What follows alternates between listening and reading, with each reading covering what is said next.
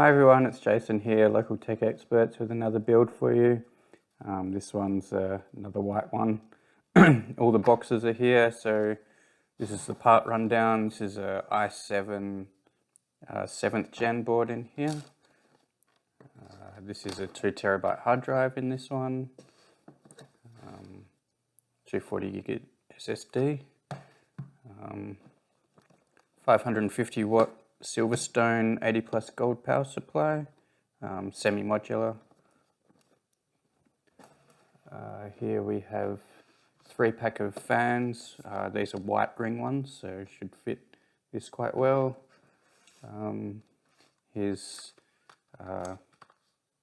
2-pack of 8 gig RAM.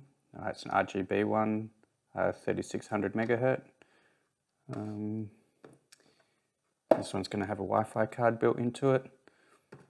In terms of the case, it is a Jonsbo case, the U4. So standard Jonsbo style. All their cases sort of look very similar, in my opinion. But I'll set up the camera and tear this one down and give you guys a better look. Yep, so this is it. Close up, no unboxing for this one. It happened to be a system in here that I took out and put in a different case. I'll take the glass panel off, which is just held on by 4 thumb screws in the corners here. So I'll mention this is the Jonsbo U4.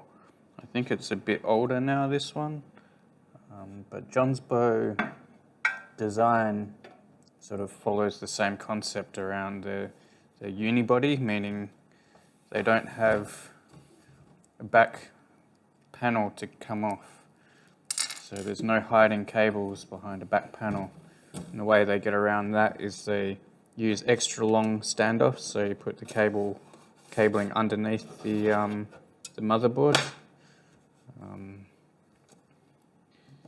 So you have to run power up under the motherboard, and any other cables like the fan is to go back down. So it's basically just an open box, really. As with Jonsbo cases, they use sunken screws a lot. So this panel here comes off. I have to do this one-handed, sorry. So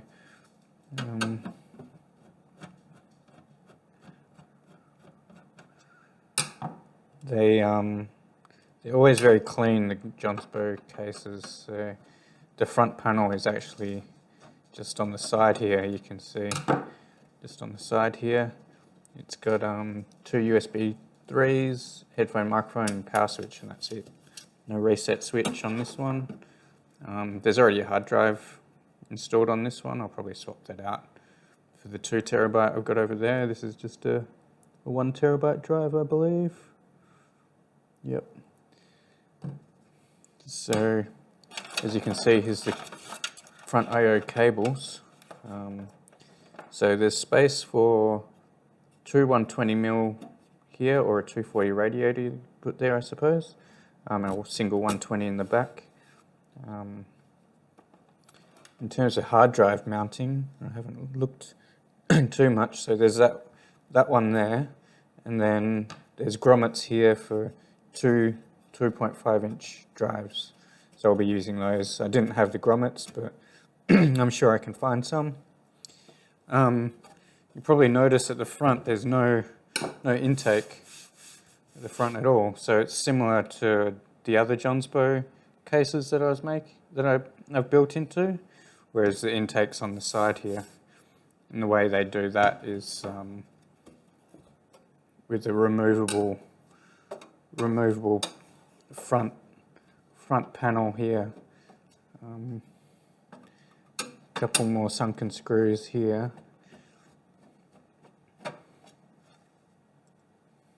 That's it. Yep. So that just pops out.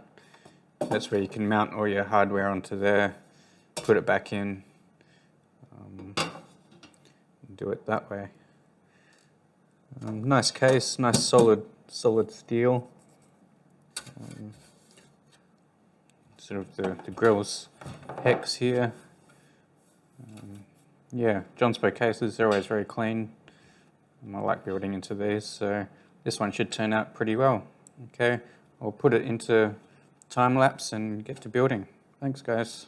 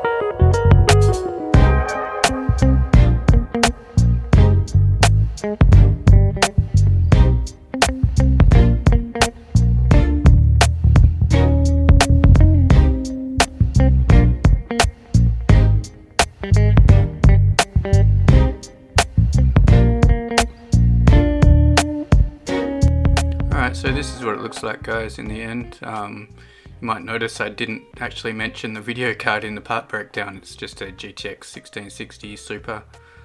These Jonsbo cases I think I mentioned before I'm a fan of. They're quite simple designs, though they're not perfect. If you look down the bottom, you can see a sort of nest of cables. They're not hidden away or anything. Along the side is sort of a tract of cabling, like the 24 pin and things like that. I think with a bit more thought in design, they could have put some kind of shroud along the inside of the fan brace, and could have hidden some cables there, but managed to sort of hide them out. Also, I couldn't get the RGB RAM to work in this system. I think it was maybe too quick for the motherboard, but works in other systems. But anyway, thanks for watching. Don't forget to like and subscribe, and I'll catch you on the next one. See you guys.